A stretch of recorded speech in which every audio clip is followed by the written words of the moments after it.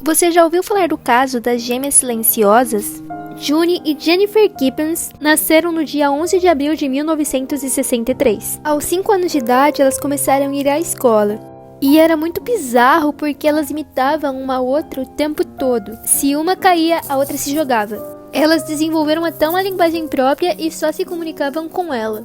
Ninguém entendia nada do que elas falavam, nada. Quando elas tinham 9 anos de idade, o pai delas foi transferido a trabalho. Daí elas começaram a estudar numa escola nova e como elas tinham aquele comportamento peculiar, elas sofriam bullying, deboche, agressões. Pois era tão feia, mas tão feia, que a coordenadora teve que intervir para liberar as duas mais cedo da escola. Porque a coisa tava horrível mesmo. E o que aconteceu? Elas se tornaram cada vez mais fechadas e só falavam uma com a outra. Aos 14 anos de idade, os terapeutas acharam melhor elas estudarem em escolas diferentes, para forçar as duas socializarem, se acostumarem com a ausência uma da outra. Só que não adiantou muito não, elas ficaram no estado catatônico. Elas ficavam paradas assim, sem fazer nada, sem falar nada. A situação ficou cada vez mais delicada que a June tentou até se matar. Então, decidiram que o melhor era as duas estudarem juntas em casa. Daí as meninas desenvolveram muito gosto pela escrita.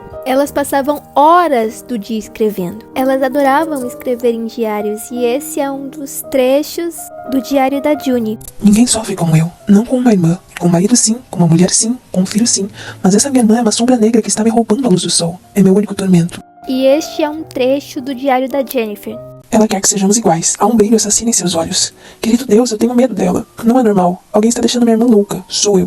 O sonho da vida delas era se tornar escritoras famosas. Mas os livros que elas escreviam eram livros bastante violentos, macabros, e ninguém quis publicar. Mas daí tudo bem, então elas publicaram por conta própria. Quem sabe assim dá certo? Não deu certo. Daí elas ficaram muito frustradas, porque era o sonho da vida delas. Daí elas começaram a tentar matar uma outra. Fora isso, elas começaram a roubar, provocar incêndios e outras coisas. Levaram elas então para uma clínica psiquiátrica de segurança máxima. Foi bom, viu? Porque elas pararam de brigar tanto entre si e começaram a se comunicar mais com outras pessoas. Lá, as irmãs conheceram a Marjorie Wallace, uma jornalista que se interessou muito pela história delas, e ela escreveu um livro sobre elas. Muito legal, né? Só que um dia a Jennifer, ela chegou até ela e disse uma coisa: Marjorie, eu vou ter que morrer. Daí a jornalista falou: por quê?